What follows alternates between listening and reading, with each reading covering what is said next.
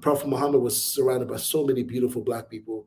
And from the time he was born, there was a woman named Baraka, also known as Ayman, the mother of Ayman, because she had a son named Ayman. Her name Baraka is from the same root as Barack Obama's name. Yeah, yeah. It means blessing that is permanent and does not leave. And just like her name, she was a blessing that never left Prophet Muhammad. God bless him and grant him peace. She was there when he was born, when his mother, Amina, gave birth to him. Peace and blessings be upon them. And she was there, present, when he died. She's the only companion who was with him all 63 years of his life. And he used to say about this woman, she was Ethiopian. And he used to say about her, she is my mother after my mother. The only other woman he said that about was Halima Saadia, his wet nurse who nursed him. Yes. Baraka, she buried his mother when he was 6 years old, when she fell ill and died with her own hands. And she's left out. Like, you read books on Sirah, and we hear that the Prophet ﷺ's mother passed away, then all of a sudden he's with his uncle. Yeah, that's right. That's right. Oh, how did he get to his grandfather? Right. And his grandfather, Abdul-Muttalib, passed away when he was 8. And then he's passed on to his uncle, Abu Talib. So we hear about all these father figures, but who was the mother figure in his life? This is very significant. Yeah. You have the last prophet to humanity who's raised by a Black African woman who used to get on his case for fasting all the time. Right? Just like a Black mother would do, right? Yeah, yeah. Go ahead and have some, have some eggs, right? Yeah. That's right. That's right. Get some of those yams in you. Exactly. And she was a part of a whole constellation of Black Muslims around him that are mentioned in this book. There are others like Nab'a, who was another woman around the Prophet Muhammad SAW. There are others like Abu Bakr, who was liberated from slavery by Prophet Muhammad SAW during the siege of Ta'if, after he ascended to power in the Arabian Peninsula.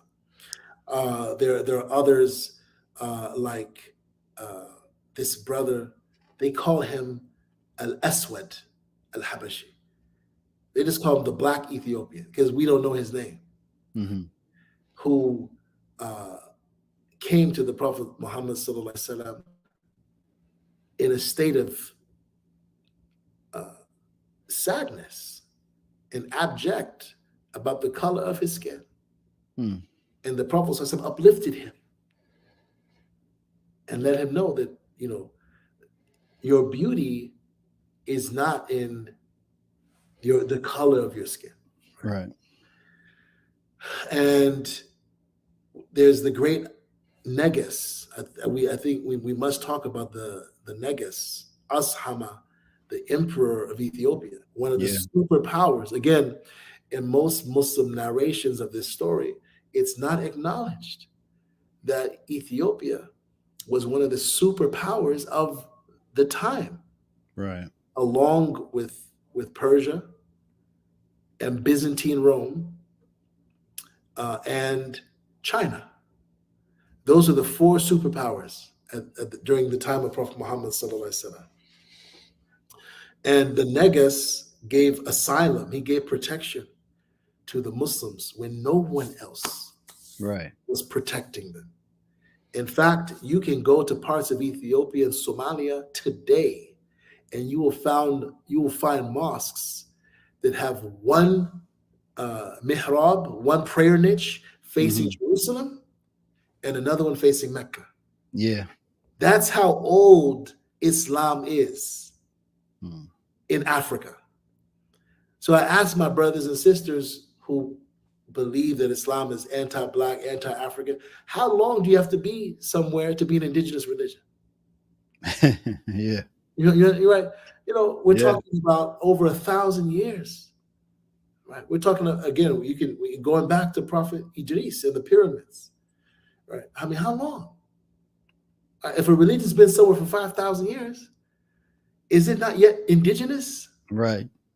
Is it not yet indigenous? Yeah. And we believe that God sent prophets to every community, even in Africa. Li kulli ummatin rasul. And I encourage my brothers and sisters who are African, who follow ancient Egyptian religion or who follow Ifa, to study. There's a great book by a good friend of mine, Dr. Oludamini Ogunnaike. The book's title is Deep Knowledge, 2 Ways of Knowing in West Africa. And the book is a comparison and contrast of West African Muslim spirituality and Ifa, Yoruba religion. And one of the things that really, that just really blew my mind in this book is he interviews Babalawos. He interviews priests, Yoruba priests. And the Yoruba priests tell him, we believe in Prophet Muhammad. He's one of the Orishas. He's one of the ancestors. He's one of the netters, right? If you want to use an ancient Egyptian, right. He's one of the netters. He's one of the principles. He's one of the spirits that we call on. And they have a beautiful story about how the Creator, this is, again, Yoruba, you could call it mythology or cosmology. The Yoruba have a myth about how the Creator was going to destroy the whole earth. And Orumila, who is like the archetype of wisdom, the Orisha of wisdom, says, don't destroy them yet. You still haven't sent Afa. Right? And Afa is described as having a beard, a white robe, a white turban, and a wooden staff. Right? Yeah. And so the Yoruba priests associate Afa with Prophet Muhammad. So, and he says, just send Afa first. Send Afa before you destroy the earth. Right? So there's this, and so we're fighting each other. We're having YouTube debates and battles and street debates, and we're fighting each other, and we don't understand that we may actually have more in common than we realize. Yeah. And so again, around Prophet Muhammad, God bless him and grant him peace, you had Zayd ibn Haritha, who was a Black man that Prophet Muhammad had adopted as a boy. Yeah. And an Arab. So he wasn't Ethiopian. He was a Black Arab, jet black, they say, with a wide nose and thick lips. And his son was the product of his marriage to Baraka, who I mentioned earlier, Usama. And the Prophet Muhammad, one of his closest companions was Ali ibn Abi Talib, who's known as the door. Prophet Muhammad is reported to have said, I am the city of knowledge. And Ali is the gate. Yes. Ali was not only his cousin, but his son-in-law, and he raised him himself, because Abu Talib was poor. And so all of his children were divided among the family. And Prophet Muhammad, peace and blessings be upon him, he took Ali. Ali is described as being jet black. Jet black. Prophet Muhammad's uncles are described as being black. Ali is black. Zayd, who's in his household, is black. Baraka, who's a servant, the servant of his mother, who's now become his mother, is black. And correct me if I'm wrong. I just read a quote a couple of weeks ago. I believe it was Zayd, where I think this was Aisha, may Allah be pleased with her. She said, had it not been for the fact that he passed away, right, he would have been the Khalifa. Yes. It was something like that. That's how valuable he was in the eyes of our prophet. Yes. There's a saying, and I don't remember the exact quote, but yes, there are words that have been narrated with that import, because the Prophet Muhammad never put anyone before Zayd. Right. If there was a regiment going out, if there was any kind of cohort, and Zayd was among the people, he was the leader. He was always the leader. Right. And his son, he treated his son the same way. Right. That's why right before he passed away, and he was sending a regiment of over 3,000 warriors to go to confront and do battle with the Romans, he put Usama, the son of Zayd and Baraka, at the head of the army. He was the general. And he was only 17 years old. Right. And he had men in their 50s and 60s under his command. Right. Right. And so there are many companions. So, and I was talking about Najashi, the Ethiopian emperor who embraced Islam. He was Christian first, and then he got Islam. He not only gave the Muslims asylum, but he exchanged letters with Prophet Muhammad, beautiful letters. Right. And when he got Prophet Muhammad's letter, this Ethiopian emperor took the letter. First of all, he stepped off his throne, walked down the stairs leading to his throne, sat on the ground, took the letter, opened it up, kissed it, then put it on his eyes. Then he perfumed the letter, folded it up, asked for a beautiful box to be brought, put it in the box, and he told everyone present in his court, as long as we take care of this letter, our kingdom will be protected. This is the opposite of what happened in Persia. Yeah. When Khusro got a letter from Prophet Muhammad, he ripped it to shreds. Right. And he killed the ambassador. Right. And then Prophet Muhammad, peace and blessing upon him, got wind of this. He said, may God do to him and his kingdom what he did to the letter. And we know after a few years, the kingdom fell. It fell. And so after and we can go on and on about the companions around the Prophet Muhammad, God bless him, grant him peace. But after him, in the next generation, there were the likes of Ata ibn Abi Rabah.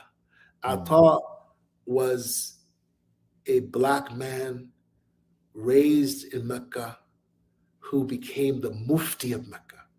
He is like the Supreme Court Justice of Mecca. Right. And he was disabled. And he had a deformity on his ear. He had a deformity on his ear. So his ear had been mutilated. He had a paralyzed arm, and he was very dark. But that did not stop him from ascending to the highest judiciary position in the land. He was the Mufti of Mecca. Rulers would come to him because he did not play games with these rulers. Rulers would come to him asking for his advice and for his help. And he would tell them what to do.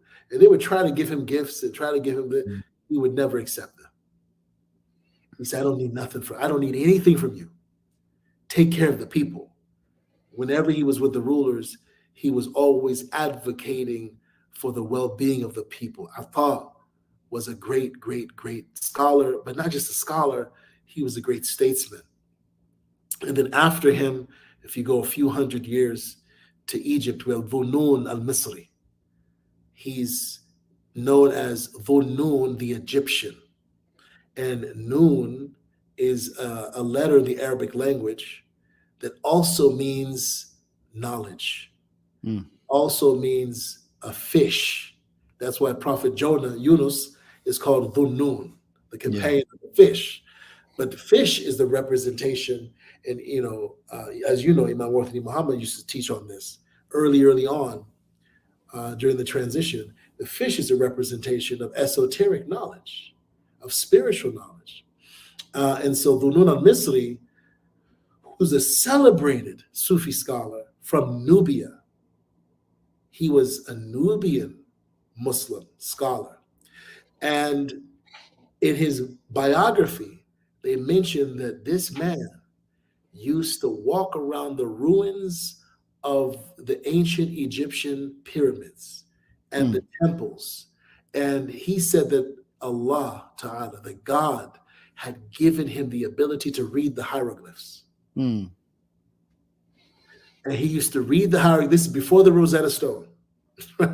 Yeah. Before the Rosetta Stone, before French people started telling people what ancient Egyptians believed and how they lived and what they knew and valued. Dhunnun al-Misri was reading the hieroglyphs, and there's actually a manuscript. I haven't seen it with my own eyes yet, but I plan to, God willing, inshallah. It's in Istanbul, Turkey, in the library there, in the archive there, that's attributed to him, where he decodes the ancient Egyptian hieroglyphs. And not only that, he integrated certain aspects of ancient Egyptian spirituality and ethics into how he taught Islam to his people. And he wasn't just a Sufi scholar, he was also a scholar of hadith. He was also a scholar of the Quran. And I have a book where it's called the Tafsir of Dhunnun al-Misri, the commentary of Dhunnun al-Misri on the Quran. And he uses ancient Egyptian language to explain the meaning of the isolated letters that begin certain surahs of the Quran. Yes. So Alif, Lam, Mim, Yasin, Ha, Mim, Kaf, Ha, Ya, Ain, Sad, and so on and so forth. He explains those using ancient Egyptian. Profound. It's profound. Now, of course, most Muslim scholars say, we don't know what that means. Only Allah knows what that means. And that's true. Only Allah ultimately knows what those letters mean. But this scholar, Dhunnun al-Misri, again, pulling on African language, this is really significant. He was using ancient Egyptian in his hermeneutics, in his methodology for understanding the Quran.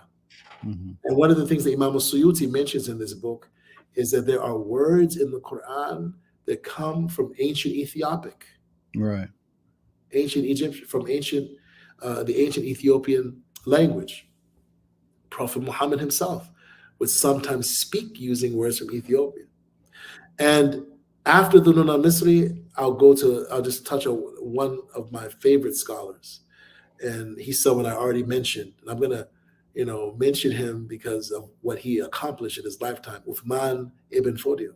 He was born, and I'm jumping over many kingdoms, and because there are so many kingdoms, and we should your viewers should know this.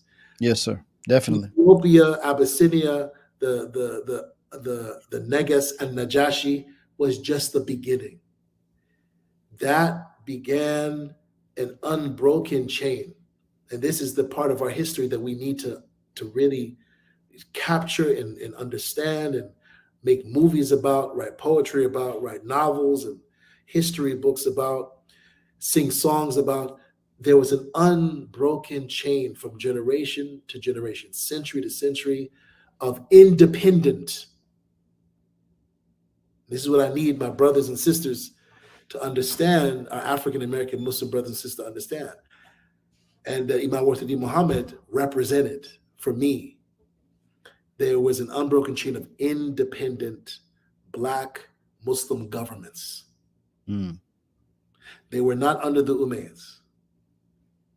They were not under the Abbasids. Right? Yeah. They were not under the Idrisid dynasty of Morocco. They were not under the Ottomans. They were not under the Egyptians. And Prophet Muhammad, God bless him and grant him peace, had cautioned his companions. He said, leave the Africans alone as long as they leave you alone. Mm. Leave them alone as long as they leave you alone. Right. Don't try to conquer them. Because the Africans, especially the Ethiopians, were notorious. They were renowned for their skill, courage, and their mastery on the battlefield. Mm-hmm.